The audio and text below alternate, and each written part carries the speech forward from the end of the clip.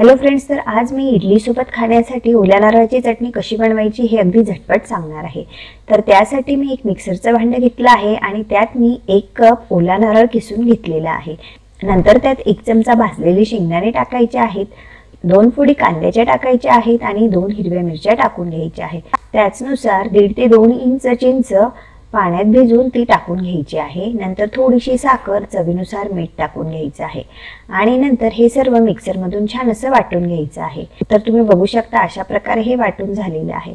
आता आपण त्यात थोडंसं पाणी टाकायचं आहे आणि पुन्हा याची छान अशी पेस्ट बनवून घ्यायची आहे। तर अगदी थोडंसंच पाणी टाकून आपल्याला ही पेस्ट बनवून घ्यायची आहे। तर तुम्ही बघू शकता अशा प्रकारे छान अशी याची पेस्ट तयार झालेली आहे।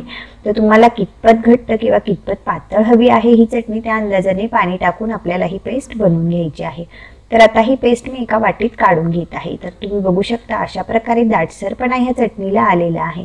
तर अशा प्रकारे ही पेस्ट झाली की नंतर त्यात मी एक तडका टाकणार आहे। तर त्यासाठी 2 चमचे तेल गरम करून घेतलं आहे। तेल व्यवस्थित असं कडकडीत गरम करून घेतल्यावर त्यात मोहरी टाकायची आहे, 2 लाल मिरच्या टाकायच्या आहे, त्याचनुसार 10 ते 12 कढीपत्त्याची पाने टाकून घ्यायची आहे। अगदी कडक फोडणी आपल्याला या ठिकाणी या चटणीला द्यायची आहे। नंतर मी त्यात 1 चिमूटभर हिंग टाकून घेत आहे आणि हे व्यवस्थित एकदा मिक्स करून घेत आहे आणि ही चटणीवरून टाकून घेत आहे। तर तुम्ही बघू शकता अगदी मस्त अशी ही चटणी तयार झालेली आहे। तर तुम्ही ही चटणी इडली, डोसा किंवा मग अप्प्यांसोबतही खाऊ शकतात। तर पुन्हा एकदा ते व्यवस्थित असं मिक्स करून घेत आहे आणि आपली ही इडली सोबत खाण्यासाठी मस्त अशी ओल्या नारळाची चटणी तयार झालेली आहे।